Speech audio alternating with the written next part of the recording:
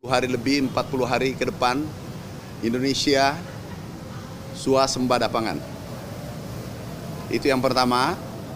Dan ini Menteri Pertanian Andi Amran Sulaiman mengatakan bahwa jika hilirisasi ekspor dikelola secara serius di Indonesia, maka Indonesia bisa mencapai Rp1.000 per 1 US dollar. Menteri Pertanian bilang, kalau Indonesia serius hilirisasi komoditas ekspor, $1 bisa setara Rp1.000. Pertanyaannya, ini kelapa. Kalau kita hilirisasi, itu hasilnya 10.000 kali lipat.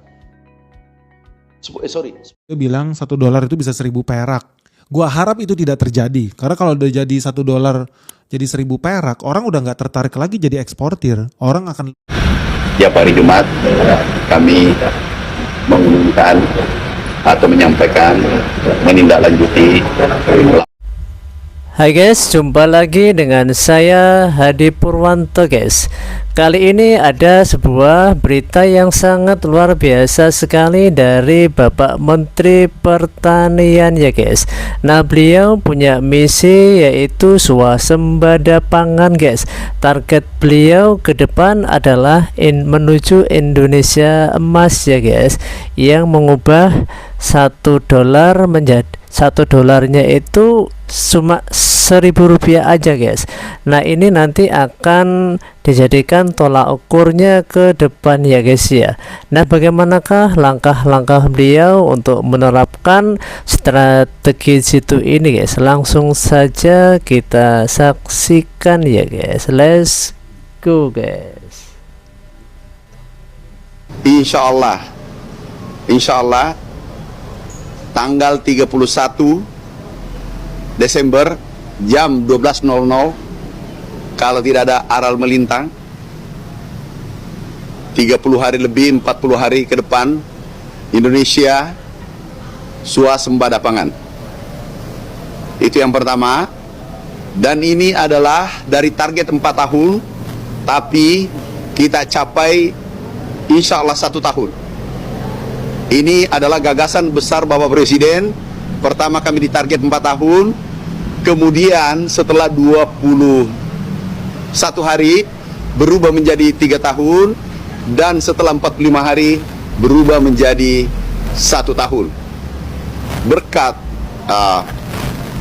dukungan penuh dari segi regulasi, kemudian pembiayaan, alhamdulillah kita bisa capai dalam waktu singkat. Luar biasa sekali ya guys prestasi yang beliau miliki guys. Sebelum kita menyaksikan strategi situ dari Bapak Menteri Pertanian, mari kita saksikan dulu beberapa pendapat dari netizen ya guys terkait dengan $1 cuma Rp1.000 aja guys. Kira-kira kalau program ini terwujud, adakah hal ini akan membuat Indonesia semakin makmur apa sebaliknya guys? Mari kita simak dulu pendapat mereka ya guys. Menteri Pertanian Andi Amran Sulaiman mengatakan bahwa jika hilirisasi ekspor dikelola secara serius di Indonesia, maka Indonesia bisa mencapai Rp1.000 per 1 US dollar. Namun sekali lagi, yang dikatakan oleh Pak Andi merupakan efek hilirisasi jangka panjang karena keuntungan puluhan ribu triliun yang akan didapatkan. Rp1.000 per 1 US dollar, emang itu mungkin? Secara teoritis, konsep yang dikatakan oleh Pak Andi Amran Sulaiman ini sebenarnya masuk akal karena meningkatkan nilai tambah ekspor itu bisa memperkuat neraca perdagangan dan mendorong apresiasi rupiah. Namun secara praktis itu sangat sulit jika melihat kondisi negara kita saat ini. Untuk bisa mencapai itu, pokoknya harus melakukan hilirisasi besar-besaran seperti dalam ekspor kelapa dan bahan-bahan lainnya. Nilai ekspor itu bisa mencapai 20.000 triliun sampai 50.000 triliun. Untuk mencapai Rp1.000 per $1 itu dibutuhkan transformasi industri besar-besaran. Harus ada infrastruktur pengolahannya matang, pasar globalnya stabil dan mampu menyerap output hilirisasi. Dan pastinya didukung juga dengan kebijakan investasi dan tata kelola kan? Iya bener banget, dan itu semua dalam jangka panjang. Jadi itu bukan prediksi sekarang, tapi optimisme secara teoritis yang berbasis potensi nilai tambah jangka panjang. Dan ini memungkinkan sebenarnya, dan bukan tidak mungkin, tapi memang dibutuhkan transformasi besar-besaran. Jadi itu bersifat visi strategi ekonomi jangka panjang. Menteri Itu pendapat dari netizen guys. Memang untuk kita bergerak maju yaitu harus dengan cara mengekspor dengan skala yang besar guys. Jadi mengolah bahan mentah menjadi bahan baku atau bahan yang siap saji gitu guys ya. Seperti kemarin kita telah membahas tentang buah kelapa guys. Nah, program ke depan mau diadakan hilirisasi dari buah kelapa menjadi coconut milk guys, atau menjadi minyak goreng, atau juga menjadi produk-produk yang nantinya siap dipakai gitu guys ya. Termasuk nanti ada bahan-bahan pertanian lainnya guys. Nah, bagaimanakah menurut pendapat netizen yang lain ya guys, yang tentu hal ini pakar di bidangnya guys.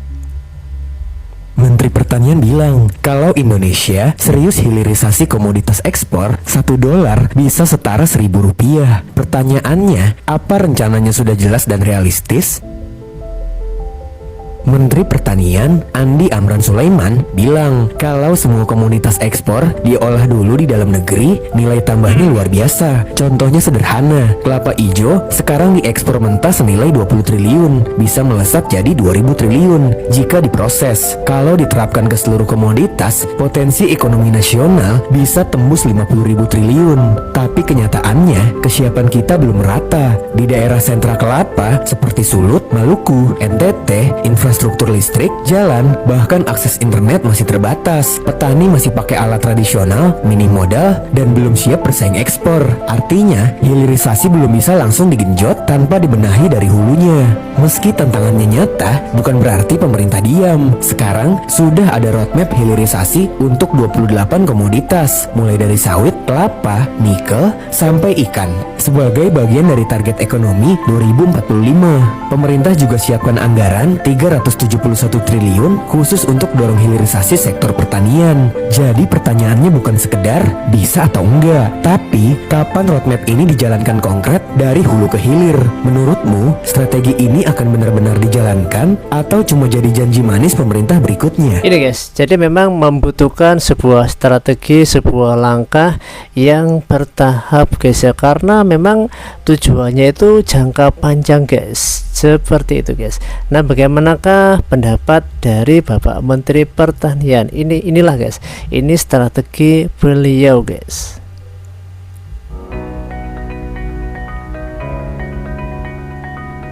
Ini kelapa, kalau kita hilirisasi itu hasilnya 10.000 kali lipat.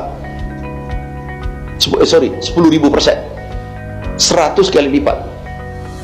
Nah, kalau sekarang ini ekspor kita nilainya 20 triliun untuk kelapa, kali 100 itu 2000 triliun. Kalau seluruh komoditas ekspor kita yang kita kirim ke luar negeri itu kita hilirisasi, katakanlah 20.000 atau 50.000 triliun dolar, bisa $1 Rp1.000 ke depan. Tapi ini harus dikerjakan dari sekarang. Dan saya tertarik diskusi tadi dengan Pak Gubernur.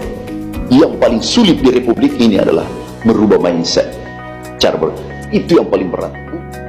Jadi nampaknya program ini memang sudah mulai guys, sudah dimulai gitu guys ya.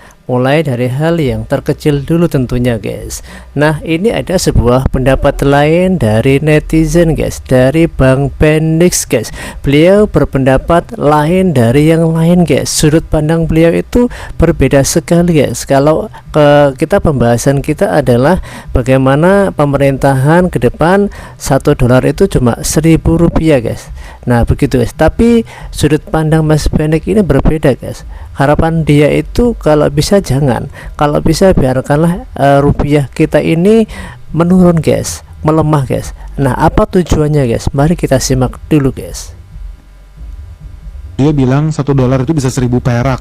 Gua harap itu tidak terjadi, karena kalau udah jadi $1 jadi 1.000 perak, orang udah nggak tertarik lagi jadi eksportir, orang akan lebih tertarik menjadi importir.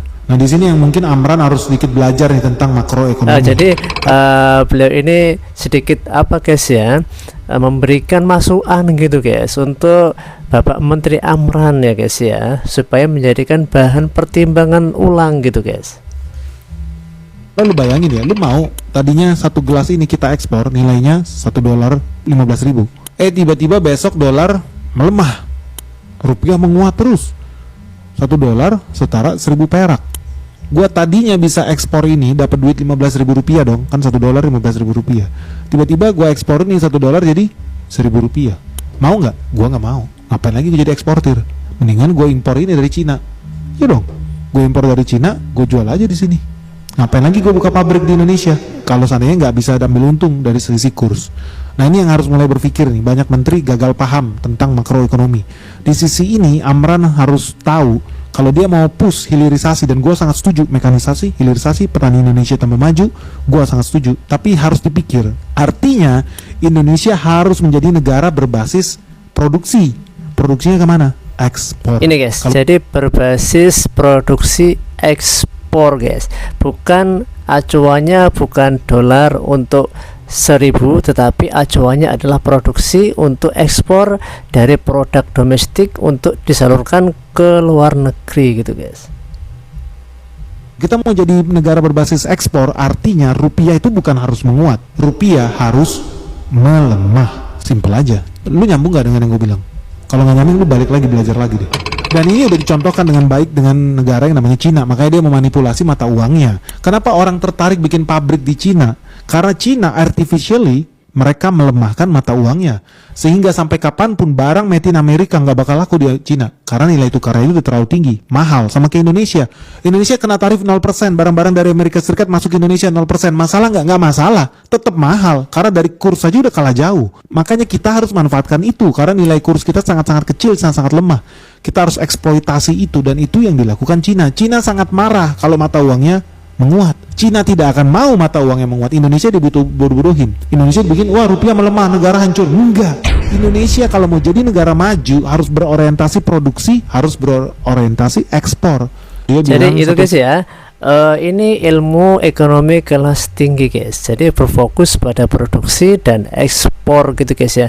Jadi sebenarnya sama sih guys pendapat daripada Pak Amran dan Bang Benix ini guys. Cuman yang menjadikan acuan adalah dolar menuju 1.000 rupiah. Itu yang membuat Bang Benix ini kurang begitu setuju gitu guys. Nah, terus bagaimanakah langkah-langkah dari Bapak Purbaya ini guys? Maaf, bukan Pak Purbaya, tapi Bapak Amran ini guys, selaku Menteri Pertanian guys. Sambutan dari beliau guys. Tiap hari Jumat kami mengumumkan atau menyampaikan, menindaklanjuti laporan seluruh masyarakat tani Indonesia tentang pupuk, alat mesin pertanian, dan lain-lain.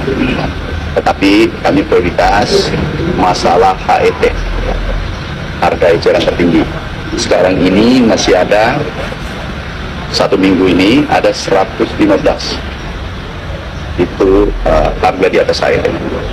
Dan hari ini juga kita tindak lanjuti, meminta kepada Pupuk Indonesia untuk izinnya dicabut.